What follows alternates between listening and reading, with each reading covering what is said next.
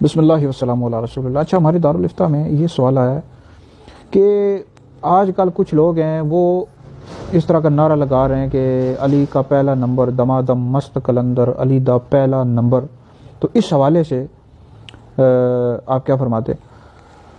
تو اس حوالے سے یاد رکھیں جی، پہلی بات تو یہ ہے کہ علی دا پہلا نمبر، علی کا پہلا نمبر، یہ اہل سنت و جماعت کا نعرہ نہیں ہے۔ اہل سنت و جماعت کا یہ نعرہ ہے کہ انبیاء علیہ السلام کے بعد سب سے افضل ذات حضرت سیدنا ابوبکر صدیق رضی اللہ تعالیٰ عنہ کیا، پھر حضرت عمر، پھر حضرت عثمان، پھر حضرت علی رضوان اللہ تعالیٰ علیہم اجمعین۔ تو پہلی بات تو یہ ہے کہ اہل سنت و جماعت کا یہ نعرہ ہی نہیں ہے، اہل سنت و جماعت کا یہ عقیدہ ہی نہیں ہے۔ اب جو یہ نعرہ لگا رہے ہیں، میں ان سے سوال کچھ کرنا چاہتا ہوں۔ پہلا سوال یہ ہے کہ یہ جو نعرہ لگا رہے ہیں علی کا پہلا نمبر، تو علی کا پہلا نمبر کس چیز میں بھائی؟ پہلا سوال یہ ہے، خلافت میں؟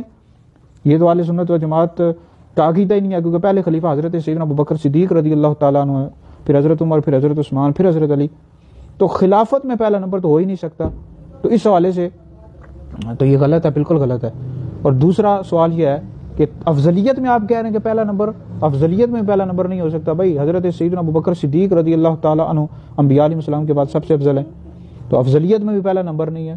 اب ایک اور سوال آپ لوگوں سے کر رہا ہوں جو اس طرح کے نعرے لگا رہے ہیں کہ کچھ لوگ کہہ رہے ہیں جی چلیں افضلیت میں پہلا نمبر نہیں ہے اور خلافت میں بھی نہیں ہے، تو ایمان میں یعنی مولا علی پاک رضی اللہ تعالیٰ نے سب سے پہلے ایمان لیا ہے۔ تو بھائی اس حوالے سے اہل سنت و جماعت کا آپ نے موقف پڑھا ہے؟ اہل سنت کا کیا موقف ہے کہ مردوں میں سب سے پہلے ایمان کون لائے؟ حضرت سیدنا ابوبکر صدیق رضی اللہ تعالیٰ عنہ، عورتوں میں حضرت سیدہ خدیجہ الکبریٰ رضی اللہ تعالیٰ عنہ، بچوں میں مولا علی رضی اللہ تعالیٰ عنہ۔ تو اس حوالے سے اہل سنت کا یہ موقف ہے، کیونکہ دلائل تو ہر طرف موجود ہیں، تو ادھر بھی ہیں کہ مولا علی پاک ایمان لائے۔ تو اہل سنت و جماعت اور امام اعظم ابو حنیفہ رحمۃ اللہ علیہ نے کیا لکھا ہے بھائی؟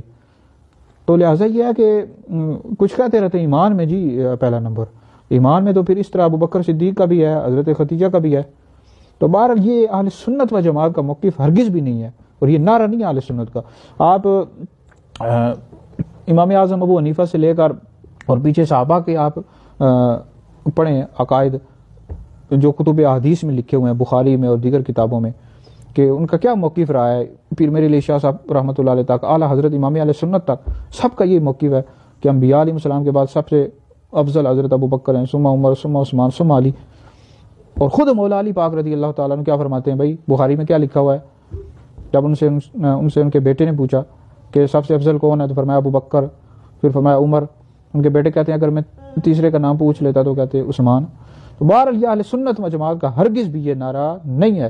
اہل سنت کا یہ نعرہ ہے کہ سب سے افضل انبیاء علیہ السلام کے بعد حضرت ابوبکر ہیں پہلے درجے کے لحاظ سے، ثم عمر، ثم عثمان، ثم علی رضوان اللہ تعالیٰ علیہم اجمعین۔